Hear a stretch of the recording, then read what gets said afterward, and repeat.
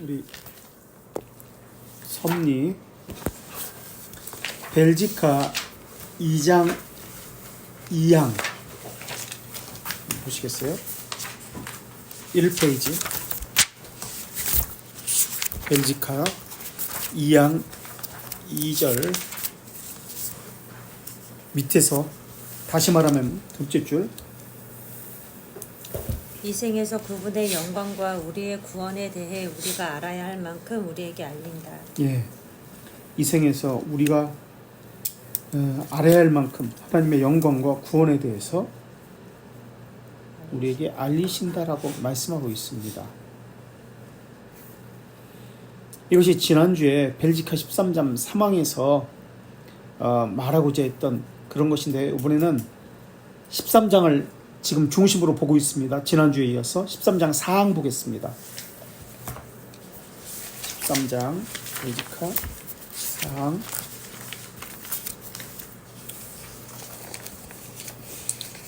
이 사항, 사항은 하나님의 감춰진 뜻에 대한 고백입니다. 감추어진 뜻이라고 나왔습니다.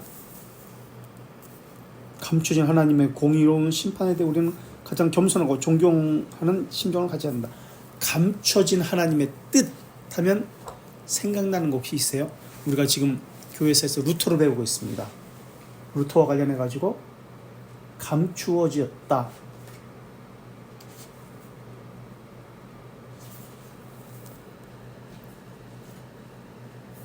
혹시 기억 안 나세요? 로마 카톨릭과 십자가의 신앙. 십자가의 신학. 로마 카톨릭은 영광의 신앙. 영광의 신학이죠. 알 수 있다는 거예요. 드러났다는 거예요. 그래서 사항은 하나님의 감춰진 뜻에 대한 고백, 십자가의 신학에 대해서 감춰진 하나님에 대해서는 고백을 하고 있습니다. 섭리신앙은 무엇과 관련 지어지냐면 사항에서 무엇과 관련 지어진다고 그랬죠? 하나님의 무슨 심판? 공의로운 심판과 관련된다고 했습니다. 하나님의 심판에는 어떤 심판과 어떤 심판이 있죠? 정의의 심판과 또는 자비의 심판이 있죠. 하나님의 영광을 명시할 때 유기된 자에게는 어떤 영광을 명시하시죠? 정의의 하나님이심을 명시하십니다. 유기된 자를. 그리고 하나님의 자녀에게는 어떤 하나님이심을 명시하시죠? 자비의 하나님 또는 공의의 하나님을 명시하십니다. 이렇게 우리 벨지카 벨지카가 아니라 뭐죠? 거기도 있고 웨스트민스터 33장에 맨 마지막에 그 이야기가 나오죠. 근데 여기서는 공의의 하나님의 심판을 명시하신다고 이야기합니다. 이 말의 의미는 무엇과 관련되었다? 자녀들? 자녀와 관련되어 있다.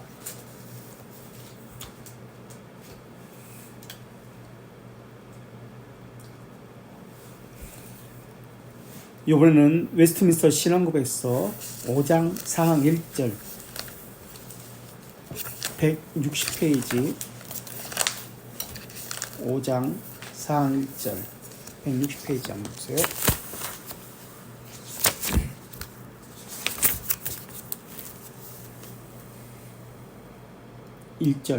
그 섭리는 최초의 타락, 천사와 인간이 범한 다른 모든 죄까지도 포함하고 있다.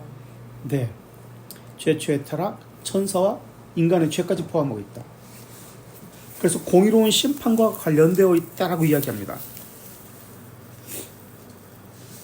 천사, 인간의 죄까지 포함하고 있다. 공의로운 심판과 관련되어 있다. 이번에는 5장 5항 웨스트민스터 5장 5항 1절 보세요. 그들의 이전 죄들로 응징하거나 그들의 심정에 있는 부패와 기만에 감춰진 세력을 그들에게 드러나게 하여 겸손하게 한다. 지금 계속해서 공의로운 심판을 이야기하는데 무엇과 관련시키고 있죠? 어떤 사람들과? 공의로운 심판은 겸손하게 만든다고 그랬습니다. 그죠? 하나님의 자녀. 예, 자녀들과 좀 관련시켜서 하고 있죠. 그래서 하나님의 자녀는 겸손해질 수밖에 없습니다. 그러나 유기된 자에게는 내버려 두시죠. 그리고 두 번째 5왕 2절에서 또 뭐라고 얘기죠? 하나님의 자녀에 대해서 얘기하는데 그들이 지지받기 위해 그분께 더욱더 가깝게 또 그분을 지속해서 의존하게 합니다. 하나님에 대해서 그리스도를 의존하게 한다. 지속적으로 의존하게 합니다. 라고 합니다. 그리고 3절에서는 앞으로 예상되는 죄의 경우에 대해 더 경성하게 하고 정의롭고 거룩하고 갖가지 다른 목적을 위해 더 경성하게 한다. 예, 더 경성하게 하기 위해서다. 정의롭고 거룩하고 각가지 다른 목적을 위해서 경성하게 하기 위해서다 나옵니다. 이게 공의로운 심판과 관련되어진다. 심판에는 또 두 가지 것이 있죠. 일시적인 처벌과 영원한 처벌이 있습니다. 일시적인 처벌에는 또 두 가지 것이 있습니다. 우리 대교리문대 28문, 29문에서 우리가 배운 대로 무엇과 무엇이죠? 일시적인 처벌에는 이 땅에서의 처벌인데 내적인 것과 외적인 것이 있습니다. 자, 그건 안 찾아보기로 하고요. 자, 요번에는 13장 4항 보세요. 13장 4항과 지금 13장 4항으로 와서 벨지카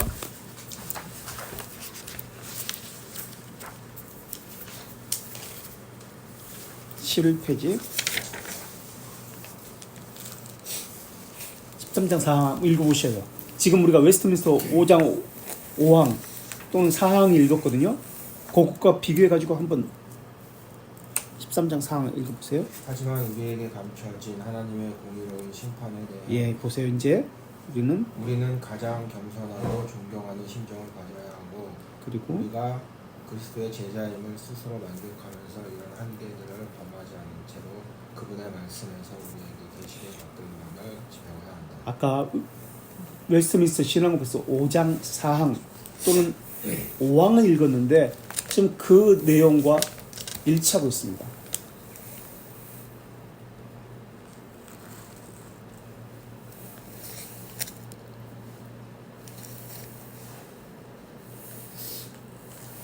저번에는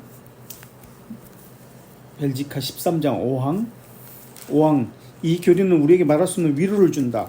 그 위로는 우리가 그것으로 인해 배우는 것이 어떤 것도 우연히 발생할 수 없다. 운과 우연 없다. 우리의 가장 은혜롭고 하늘에 계신 아버지의 지도로 발생하기 때문에 그렇다.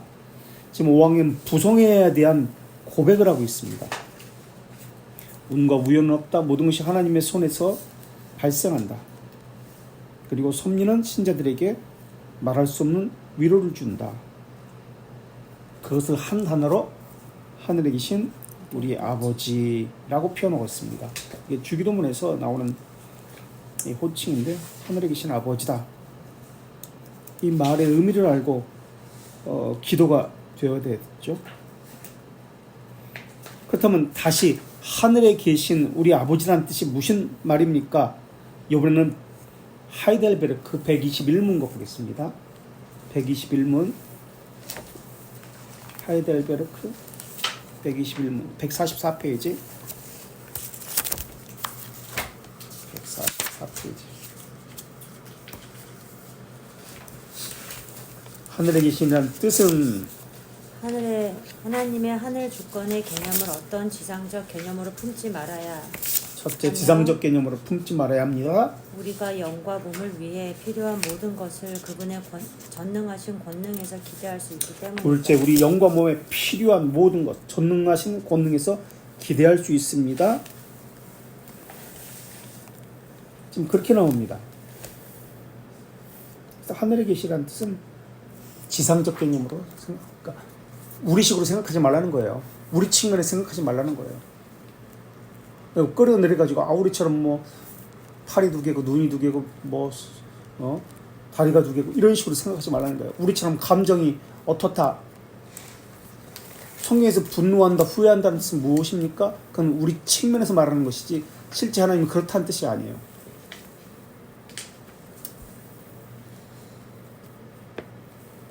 요번에는 다시 벨지카 13장 6항으로 와서요. 13장 6항 11페이지 하늘에 계신이라는 의미를 5항에서 설명했고요. 6항 또 아버지라는 단어를 보면 섭리라는 단어를 생각해야죠. 자신의 권능하에 모든 피조물을 지키는 부성적 보호로 이 부성에 대한 두 번째 고백입니다. 자, 그렇다면 부성적 보호로 우리를 지키시기에 우리의 머리카락 하나도 참새 한 마리도 땅에 떨어지지 않습니다. 우리는 그분을 전적으로 신뢰할 수 있습니다. 자, 그렇다면 우리를 부성적 보호로 지키시는 이유는 무엇일까요? 우리를 왜 부성적 보호로 지키실까요? 벨지카 12장 2항 10페이지 앞에 있습니다. 12장 2항 보세요. 또 그분은 영원한 섭리와 무한한 권능에 의해 그것들이 인류를 섬기게 하여 인간이 하나님께 예배드리게 하려고 그것들을 여전히 붙들고 통치한다. 뭐라고 나오죠? 부성적 보호로 우리를 보호하시는 이유가 무엇이라 나오죠? 인류를 섬기게 하여 하나님께 예배드리고 다른 지체를 이웃을 섬기게 하고 그래서 인간이 하나님께 예배드리게 하기 위해서 여전히 붙들고 통치하신다 이렇게 나옵니다. 하나님의 예배에 대해서 궁극적인 목적이 있다 이렇게 이야기하고 있죠.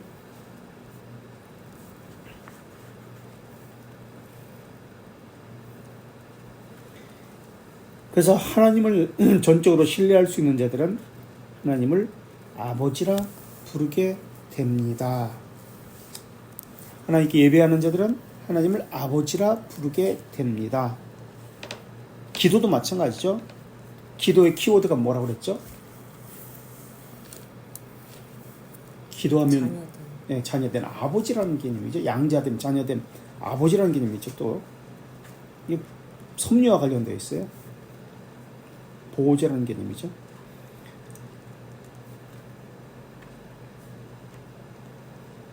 아버지는 보호자, 또 보호자를 신뢰한다는 뜻을 가지고 있습니다. 7항은 다시 벨지카 11페이지로 와서요.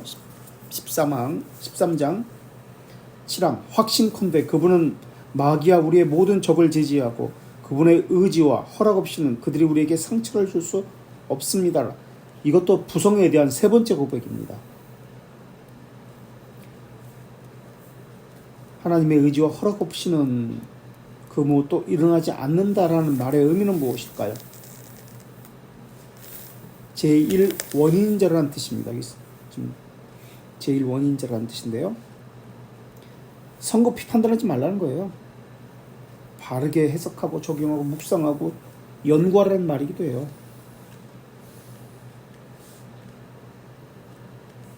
이게 7항의 의미고요. 8항 그래서 운과 우연에 하나님께서는 어떤 것도 관심이 없고 모든 것을 운과 우연에 맡겨둔다고 말하는 에피쿠로스 학파의 지옥에 갈 만한 오를 거부한다. 운과 우연을 부인한다. 그런 말 쓰지 말라. 기독교에는 그런 말을 쓰는 사람들은 에피쿠로스 학파다. 에피쿠로스는 쾌락주의거든요. 그 당시에 같이 있었던 또 다른 철학이 있습니다. 사도행전에도 나오죠. 에피쿠로스 말고 또 하나가 뭐죠? 스토아 학파. 스토아주의는 금욕주의죠. 쾌락주의는 고통이 싫다는 것이고요. 나 불편하게 하지 마. 나 힘들게 하지 마. 나 어렵게 하지 마. 육체가 아닌 정신적이고 두려움 없는 것을 이야기하죠. 자, 이게 섭리에 대한 고백인데요. 벨지카 13장. 이번에는 하이델베르크 26장 26문이죠. 참 하이델베르크 26문이라고 해요. 27문이 섭리인데요. 섭리를 설명하기 위해서 무엇을 26문에서 먼저 설명하냐면 창조를 먼저 설명합니다. 그 다음에 27문에서 섭리를 설명하고요. 28문은 섭리의 유익. 창조와 섭리의 유익에 대해서 고백을 합니다. 그러니까 하나님의 작정은 창조와 섭리로 구성되어 있는데 이건 논리적인 순서로서 영원에서 시간으로 명시됩니다. 영원에서 논리적인 순서로 시간으로 이렇게 드러나는 거예요. 지금 이것을 이야기하고 있습니다.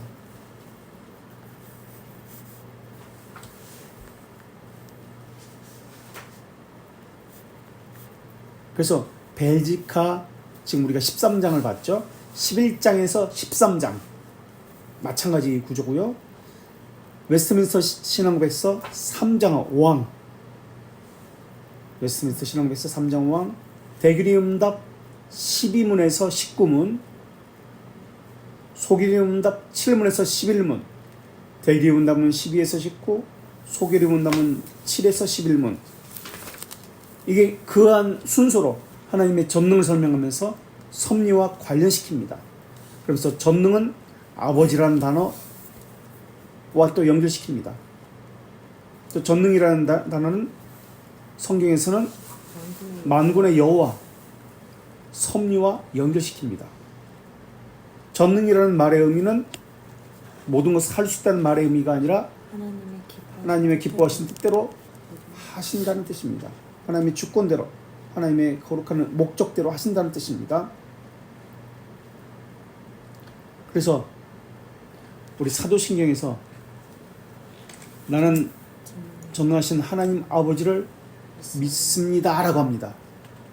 하나님 아버지를 믿사오며, 이때 영어로 to believe 그냥 갔어도 돼요. 그런데 여기 전치사 하나가 들어간다고 그랬죠. 우리 사도신경에서 우리 하다가 말을 했는데 and in이라는 단어가 들어가죠. in 전치사. 둘 다 믿습니다가 맞아요. in이 들어가든 안 들어가든. 그런데 들어가는 것과 안 들어가는 것의 차이가 무엇이라고 그랬죠? 혹시 기억나세요? 인격적 관계하는 나와 예. 관계하는 하나님. 존재만을 믿는 것이 아니라 인격적인 관계 속에서 관계를 신뢰한다는 거죠. 그래서 어떤 분인지에 대한 고백이 인이 들어가고 안 들어가고의 차이입니다. 인이 없으면 그냥 하나님이 계시다, 존재를 믿는다는 뜻입니다. 그러나 인이 들어가면 아버지 대신, 아버지라는 말은 자녀라는 개념이잖아요. 관계라는 뜻이잖아요. 이것을 고백하고 있는 거예요. 그래서 하이델베르크 26문에서 전능하사 천지를 만드신 하나님 아버지를 내가 믿사오며 라고 할 때 당신은 무엇을 믿습니까? 라고 26문 105페이지에서요.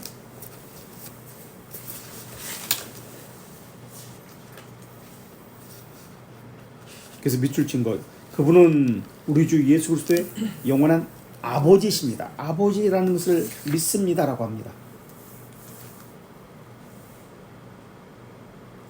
그래서 전능하시라는 사항에서도 26문 사항, 그 이유는 그분이 전능하신 하나님이고 원하시고 신실한 아버지이기에 그것을 행하실 수 있기 때문이다. 예, 전능하시라는 단어를 아버지라는 단어와 계속 연결시켜서 이야기하고 있습니다. 고백하고 있습니다. 아버지, 전능하신 만군의 여호와, 섭리주, 관계, 다 같은 의미죠.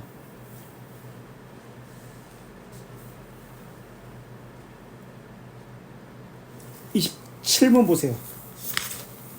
하이델베르크 27문. 하나님의 섭리는 무슨 뜻입니까? 처음 시작이 뭐예요?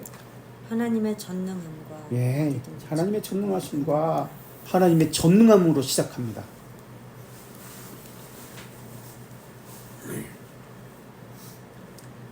하나님의 전능하심의 뜻은 무엇일까요? 아까도 했지만 아까는 웨스트민스터 신앙국서 5장 5항 1절을 봤는데요. 이번에는 하이델베르크 여기 다시 128문 147페이지 1절을 볼게요. 전능하심의 뜻이 무엇입니까?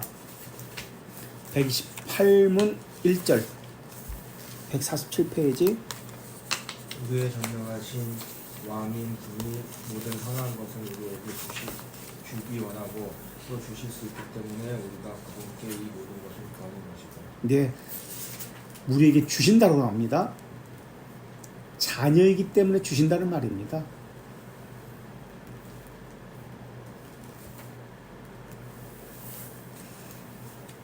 그게 권능인데요. 전능하심인데요. 이것이 무엇으로 명시된다? 섭리로 명시된다. 그래서 성도가 영적 점수인 견인에서 충분히 승리하게 하신다라고 이야기합니다. 그래서 우리가 아까 웨스트민스터 신앙국서 5장을 살펴봤죠. 똑같은 것을 설명하고 있어요. 그죠? 이번에는 다시 5장 웨스트민스터로 가볼까요? 5장 160페이지 4절 웨스트민스터 신앙국서 5장 4절 160페이지 1 전에 서론 부분 보세요. 하나님의 전능하신 권능, 예. 헤아릴 수 없는 지혜 및 무한히 선하심이 자신의 섭리 속에 너무나 잘 명시되어 있다. 예.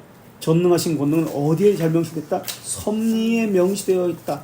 무한히 선하심은 어디에 명시되어 있다? 섭리에 명시되어 있다. 이것을 다른 단어로 아버지라고 말한다. 이렇게 연결되는 거예요. 그럼 하늘에 계신 우리 아버지라는 말의 의미는 다시 어떤 의미입니까? 아버지라는 말의 의미는 하나님의 선하심과 전능하심이 우리에게 명시되어 있습니다라는 뜻이에요. 그러니까 내가 관계 속에서 경험되어지는 것이죠. 아버지의 선하심, 섭리하시는 분이 그 관계 속에서 경험되어진 것이에요. 그게 아버지라는 뜻이에요. 하늘에 계신 우리 아버지.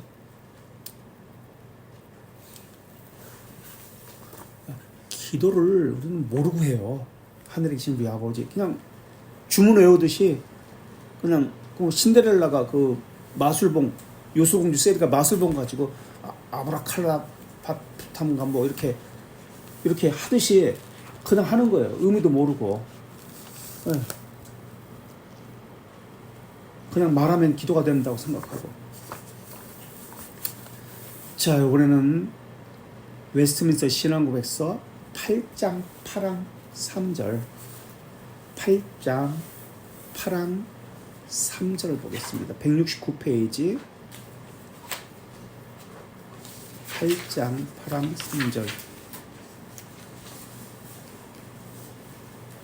자신의 놀랍고 헤아릴 수 없는 배려에 가장 고급한 것과 같은 방법이나 길로 자신의 전능한 권능과 지혜에 의해 그들의 모든 적을 이기십니다. 네, 자신의 놀랍고 헤아릴 수 없는 배려에 가장 적합한 것, 부합한 것 같은 방법, 그러한 길로 자신의 전능한 권능과 지혜에 그들의 모든 적을 이기는데 섭리를 또 이렇게 설명하고 있죠.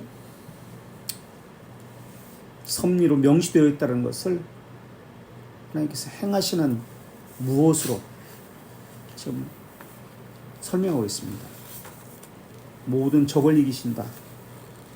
적을 이긴다라는 것은 삼중직 가운데 무엇과 관련되어 있죠? 또 왕직과 관련되어 있죠. 이번에는 대규리문답 67문 1절 페이지 237페이지 효과적인 부르심이 무엇입니까? 하나님의 전능하신 권능과 예, 여기도 전능하신 권능과 연결시킵니다. 효과적인 부르심, 전능하신 권능과 은혜의 역사로서 그분이 선택한 자에게 베푸는 무상적이고 특별한 사랑에서 더욱이 그분께 감동을 줄 만한 것이 그들에게 전혀 없기에 자신이 기뻐하는 때에 말씀과 성령으로 그들을 예수 그리스도에게로 초청하고 있다는 예, 것이다. 기뻐하는 때 말씀과 성령으로 예수 그리스도에게 초청하고 이끕니다.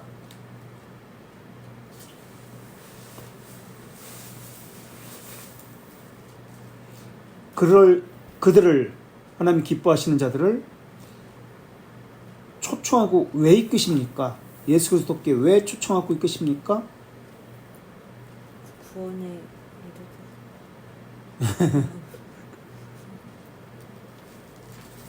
이번에는 신앙고백서 10장 1항 3절 171페이지 10장 1항 3절 171페이지 그들의 의지를 갱생시키고 자신의 전능한 권능으로 그들이 선한 것을 결정하도록 하고 예수 그리스도께로 그들의 흑사적으로 이끄십니다. 예. 왜 전능한 권능으로 그들을 이끄신다고 그랬죠? 무엇을 하도록? 의지를 갱생시키고 중생, 그러니까 왜 의지를 갱생시키시? 중생시키시다.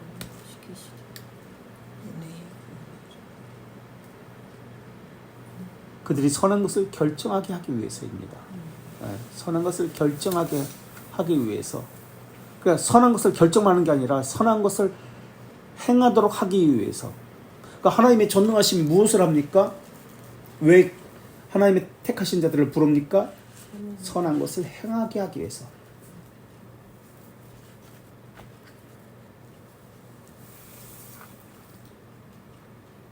선한 것을 행하기 위해서. 선한 것은 사회적인, 윤리적인, 도덕적인 그런 선하다는 그런 개념은 아닙니다. 이번에는 하이델베르크 27문 1항 27문 1항 106페이지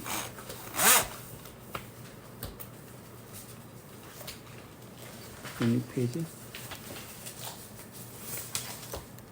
27문 1항 이 권능으로 하나님은 하늘, 땅과 모든 피조물을 자신의 손으로 붙들고 통치하시고 네, 창조자 통치함을 밝히면서 그것을 한마디로 부성애 또는 아버지라고 말씀하고 있습니다.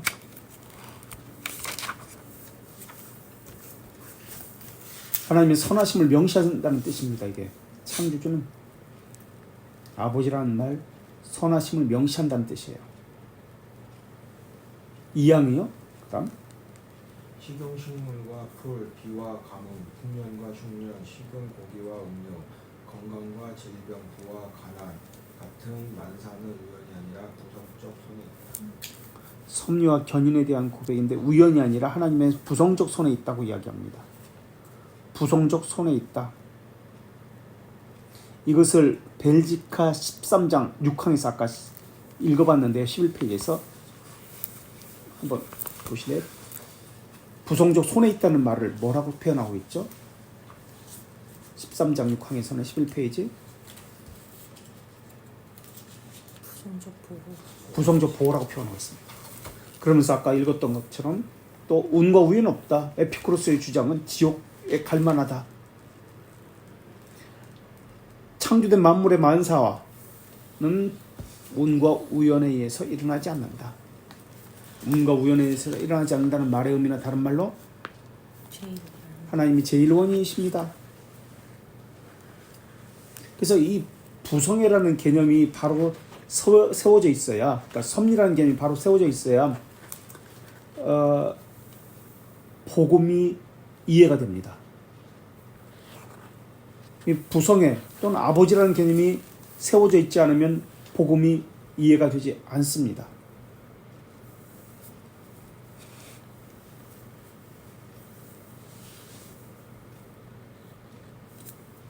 이번에는 대규리문다 18문 WLC 18 222 WLC 18 222 하나님의 섭리사역은 자신의 모든 피조물을 가장 거룩하게, 가장 지혜롭게, 그리고 가장 강력하게 보존하고 다스리는 예, 이랑 가장 거룩하고 지혜롭고 가장 강력하게 보존하고 다스리는 것입니다. 2절 자신의 영광에 이르도록 그들과 그 모든 행동을 명한 것이다. 예, 선한 일을 한다는 것은 하나님의 영광에 이르도록 그들의 모든 행동을 명한 것입니다. 그러니까 선한 일이라는 것은 하나님의 영광과 관련시키고 있습니다. 달리 말하면 창조사역은, 섭리사역은 하나님의 부성적 선하심 우리에게 알리신 것입니다. 그래서 하늘에 계신 우리 아버지라는 것이 기도의 시작이지만 이것이 기도의 전부이기도 해요. 이것이 개념이 성립되지 않으면 기도가 될 수가 없다는 뜻이기도 해요.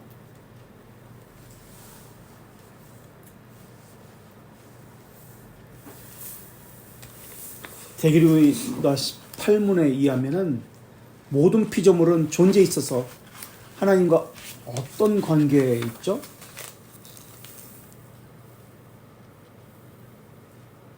의존적 관계에 있습니다. 의존적 관계.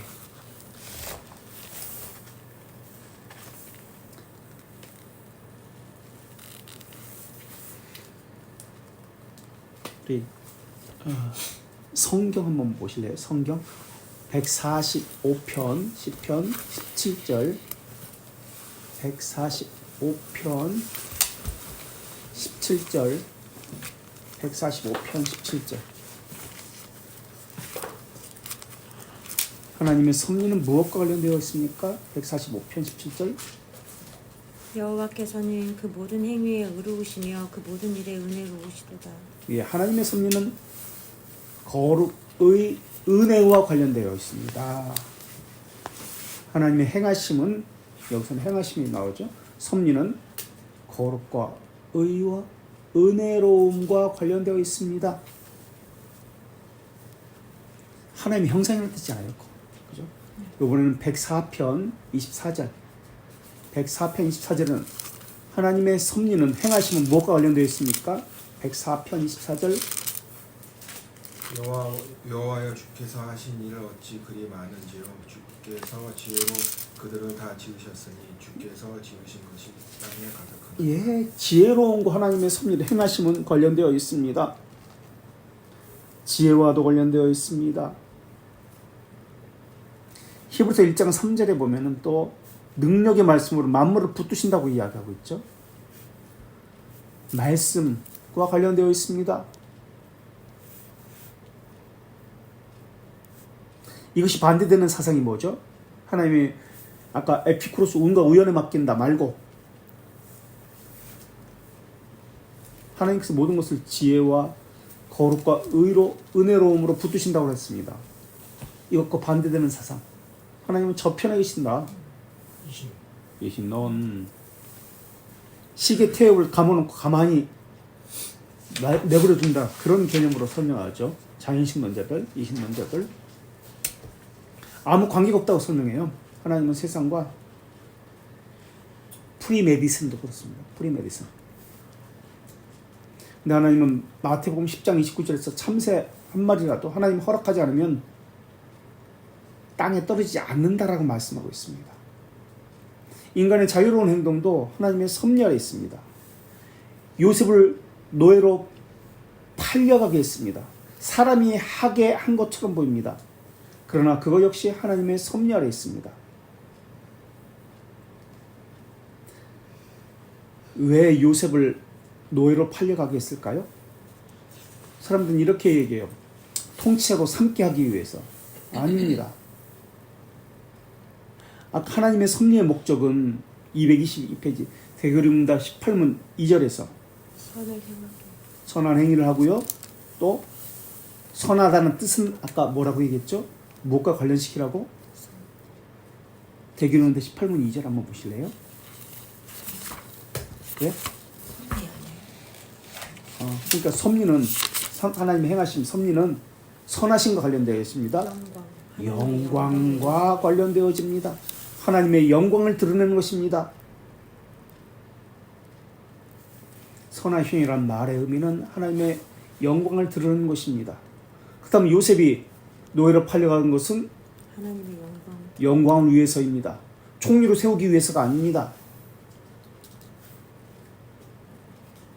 하나님의 선하심을 드러내기 위해서, 또 다른 말로 하나님의 영광을 드러내기 위해서입니다.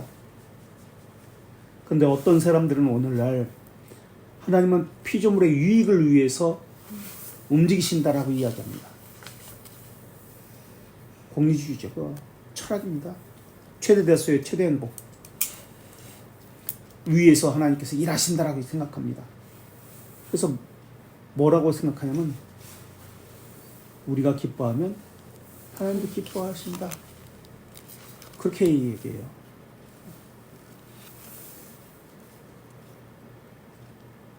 천만에요.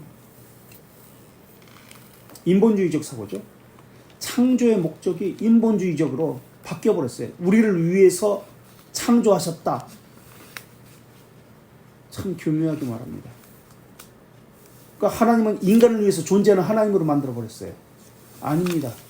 인간이 오히려 하나님의 영광을 위해서 존재하는 겁니다. 천사도 마찬가지고요. 거꾸로 이야기해요. 하나님은 사람의 복지를 위해서 존재하는 분이 아닙니다. 하나님은 천사를 창조했을 때도 섭리를 통해서 그들을 다스립니다. 우리 대규름응답 19문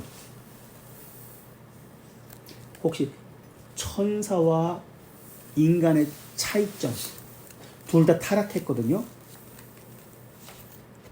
한번 볼까요? 222페이지 19문 1항 하나님은 자신의 섭리로 천사 중 일부가 제멋대로 또 돌이킬 수 없게 죄와 저주로 떨어지도록 허락했고 그들과 그 모든 죄를 자신의 영광에 이르도록 제한하고 명하셨다. 예, 그들의 타락도 하나님의 영광과 관련시키고 있습니다.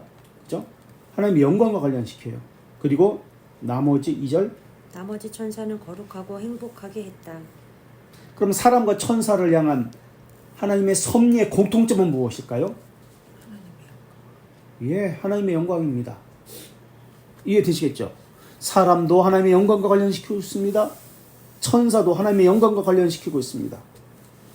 그게 섭리의 공통점이에요. 하나님의 영광을 목적으로 합니다. 사람이나 천사나. 그렇다면 사람과 천사의 섭리의 차이점이 무엇일까요? 공통점은 하나님의 영광입니다. 천사와 사람의 섭리의 차이점, 섭리의 공통점은 모두가 하나님의 영광을 위해서 있습니다. 사람의 영광 아니에요? 사람의 기쁨을 위해서 있는 거 아니에요? 그런데 그렇게 바꾸어서 이야기하죠. 오늘날은 우리가 기쁘면 하나님도 영광을 받으신다. 우리가 기쁘면 하나님도 기뻐하신다. 우리가 즐거우면 하나님도 즐거워하신다. 참 어떻게 그렇게 이야기하는지. 신인 동용 동성론자들이죠. 사람과 천사의 차이점이 무엇일까요? 지금 우리가 대기름입니다. 19문을 읽었습니다. 이렇게 답이 나오는데 18문하고 19문 읽었는데 우리가 대기름입니다. 네? 구원에 이르도록 예수 그리스도로. 그렇죠. 천사는 구원에 그냥 타락하게 내버려 뒀어요. 구원과 연결시키지 않았어요. 또요?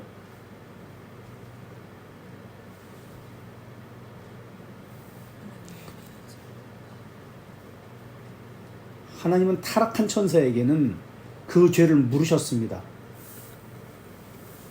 그러나 그랬습니다. 그리스도께서 자비. 그건 얘기했잖아요 지금. 그리스도의 구원 관련된. 천사에게는 그리스도의 구원과 관련시키지 않고 그냥 타락은 타락. 그거 내버려 뒀어요. 타락한 사람을 내버려 뒀어요. 사람에게는 그리스도의 구원과 관련시켰는데 또 차이점이 있는데 천사의 경우는 연결되어 있습니까? 서로 유기적으로? 우리가 함께입니까? 아니요. 각기입니다. 그냥 타락은 타락. 선한 천사는 선한 천사. 근데 우리는 사람은 유기적으로 다 연결되어 있어요. 심지어 만물과도 연결되어 있어요. 천사가 타락했다고 만물이 물론 없었지만 어쨌든 다 타락한 거 아니에요. 그러나 아담 한 사람의 타락은 온 인류와도 연결되어 있고 모든 피조물, 동물, 식물, 땅과도 다 연결되어 있습니다. 반대로 아까 그리스도의 구속을 이야기했는데 그리스도의 구속은 또 무엇과 연결되어 있죠? 모든 만물과도 또 연결되어 있습니다. 마찬가지로. 그러니까 대표성을 가지고 있다라는 것을 이야기하고 있습니다. 천사의 타락은 모든 천사의 타락으로 이어지지 않습니다. 그러나 아담의 타락은 모든 인류와 모든 만물의 타락으로 이어집니다.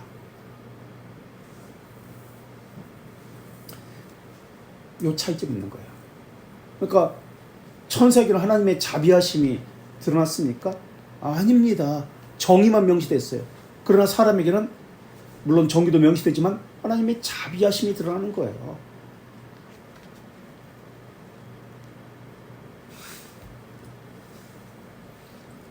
자, 대규려 문답 20문 222페이지. 창조된 상태에 있던 인간은 하나님의 섭리는 창조된 인간을 향한 하나님의 섭리는 1절 낙원에 그를 두셔서 가꾸도록 명령했고 지상의 열매를 먹는 자유를 주셨습니다. 예, 낙원에 두셔서 낙원을 통치하게 하셨죠. 에덴 동산에 두셔서. 그리고요 2절에 피조물을 그 지배권 아래 두시고 그를 돕기 위해 결혼을 제정하셨습니다. 피조물을 다스리게 하기 위해서 어떤 제도를 주셨다고요? 결혼 제도를 주셨어요. 그럼 결혼 제도의 목적은 무엇이죠? 둘이 잘 먹고 잘 살게 하기 위해서? 피조물을 잘 다스리게 하기 위해서. 하나님께서 주신 사명을 잘 서로가 함께 감당하기 위해서 결혼의 목적이 있습니다. 결혼의 이유를 분명히 알고 있어야 됩니다. 그냥 자기들끼리 좋아가지고 하는 거 아니에요.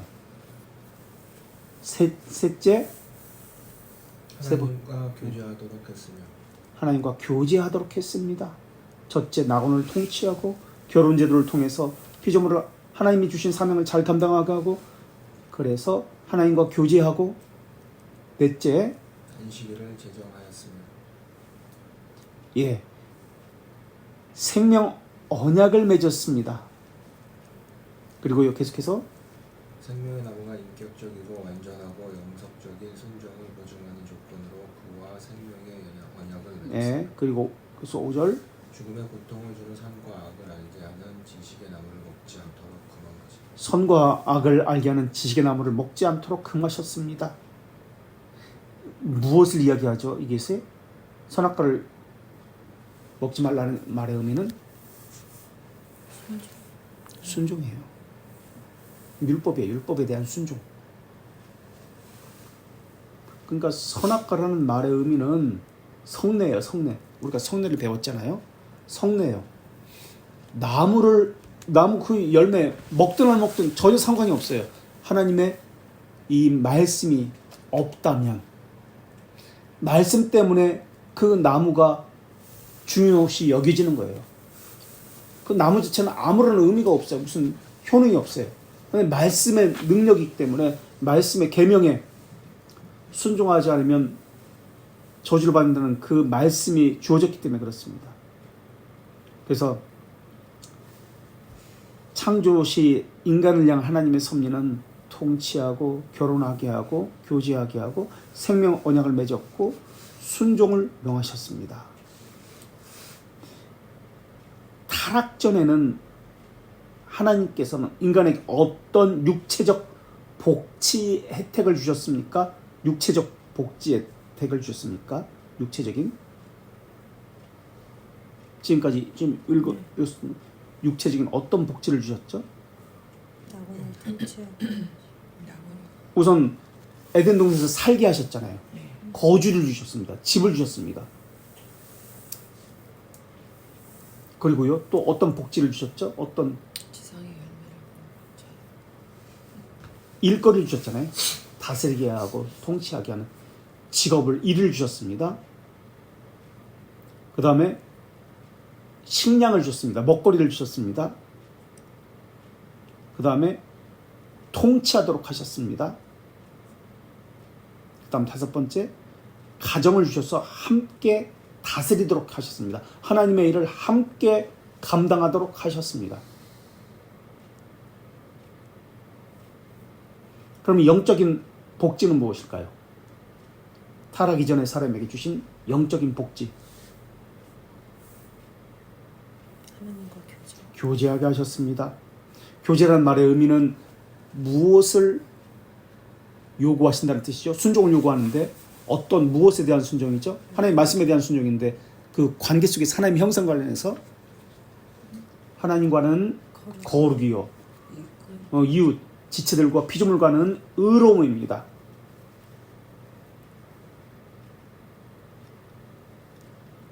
그 교제라는 개념이죠. 그리고요, 또 어떤 영적인 혜택을 주셨습니까? 영적인 복지? 그게 뭐라고 나와요? 20문에 교제를 하게 했고요. 안식일 제도를 줬습니다. 안식일 제도의 의미는 육체적 쉼입니까? 영적 쉼이에요. 영적 쉼. 그러니까 영적 쉼이라는 말의 의미는 영의 기능을 강화시킨다는 의미지 그냥 편히 쉰다는 개념이 아니에요. 영의 기능을 강화시킨다는 개념이에요.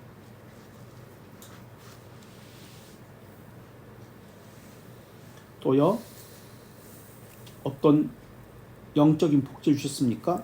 생명의 언약. 생명 언약을 제정하셨습니다. 생명 언약이 무엇입니까? 영원한 생명. 네? 구원. 영생. 그렇죠. 영생이죠. 왜 생명 언약입니까? 그것을 5항에서 20문 5항에서 지금 생명 언약이라고 이야기했는데 왜 생명 언약입니까? 순종하면 영생을 얻기 때문에 그렇습니다. 영원한 삶을 살기 때문에 생명 언약이랍니다. 순종하면 영원한 생명을 살기 때문에. 찾아오셨어요? 생명 언약 어디 나오는지? 네? 소유름도. 소유름도 나오죠. 이름도 있어요. 오늘 설교할 거기 때문에 그때 또 참고하실 거니까 여기서 얘기 않고 오늘 설교 나와요.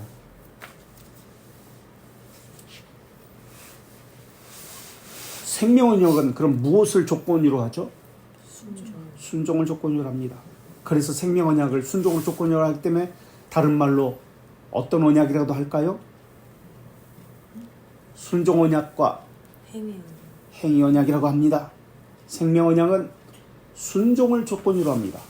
그래서 다른 말로 행위 언약이라고도 이야기합니다. 이것은 영원한 생명, 영생과 관련 짓습니다. 그러니까 선악과를 먹지 말라고 하는 것은 순종과 관련된 것인데 이것이 어떻게 영적인 복지가 됩니까? 이건 억압 아닙니까? 이것은 굴레고 무거운 십자가 아닙니까? 왜 영적인 복지가 될까요? 영원한 생명을 주시겠다는 것이기 때문에 영적인 복지입니다. 왜냐하면 그때는 죄를 짓기 전이라 그렇게 할 수가 있었습니다. 그러나 지금은 그것이 불가능합니다. 그래서 은혜 언약을 주신 것입니다. 여기까지 혹시 질문이나